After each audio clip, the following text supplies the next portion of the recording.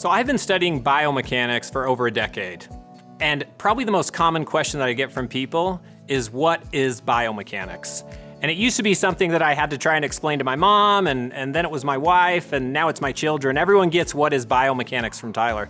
So I want to talk to you a little bit about just generally what is biomechanics. We can get really scientific with the word, right? In that word we hear bio, which is life, right? It's like biology if you've maybe taken that type of class. And then we get this mechanics, and mechanics can be that scary word because that's kind of the engineering part of biomechanics. And so biomechanics paired together is literally just kind of how do engineering principles of mechanics actually apply to our own biological system or our bodies, right? It's how do we use things like forces and torques to generate the motions that we have at our joints, to stand up or to sit down.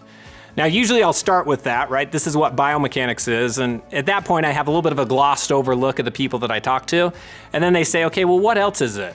And so I always go to my second one, which I think is something that a lot of people can relate to, which is, have you ever seen those systems where I put little tiny reflective balls all over a person's body? And then I utilize these sophisticated camera systems to kind of watch how those balls move as that person's, again, maybe walking or jumping or doing something different. It's the same technology that they use to make maybe your favorite video game.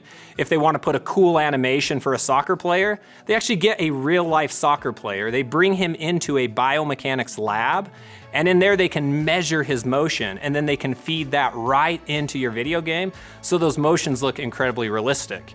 If you like watching animation movies, right? We've come so far in the world of technology of cameras and biomechanics. But again, I love the ones where they show the facial features of maybe your favorite animation character. And they might put 40 or 50 of these little tiny markers on this person. Bring in cameras really close to the face and look at every single nuanced movement of that face so that they can use that to kind of inform and train that model that they're going to put in your favorite movie. Now in biomechanics, I'm not making movies or making video games. I'm actually utilizing these principles of mechanics and biology to actually look at the way that humans move, studying the way that they generate reaction forces, studying the way that they create torques in their movements. And what I do is I bring people into my lab, I still put markers on them, I still watch the way that they walk, the way that they move, but instead of creating a cool animation like a soccer player or a golfer or your favorite animation character, I actually build a skeleton model of that person inside of those bones. I might make a thigh bone or a femur. I might make a really cool thoracic cage or your trunk. And then what I can actually do is step in and calculate all of the angular velocities and the momentum of the person and the individual torques and the compressive forces between the bones and the joints. And I can use that to inform information about either A, how to make an athlete bigger, faster, stronger.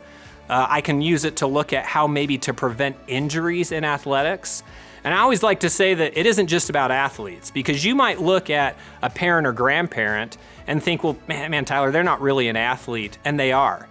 It's just that their athletic tasks are things like standing up out of a chair, walking up a flight of stairs, or going to the grocery store. That is just important to them as it is to your basketball's player's ability to generate a maximum vertical jump. And so we can utilize those same principles, and I do that a lot in my biomechanics lab too, where I'll bring in these individuals and I'll start to look at things like even just standing or sitting or walking up and down stairs. In fact, my dissertation was 3 years watching people walk up and down stairs to understand how they do that after a total knee replacement. Biomechanics is this incredible science, right? It pairs two of my favorite passions, the mechanics, the math, the engineering, and the human body in ways that really allow me to look at the way people move, to look at the way people function in order to help them function better, live better lives, healthier lives, and more enjoyable lives where they are moving at their best capacity.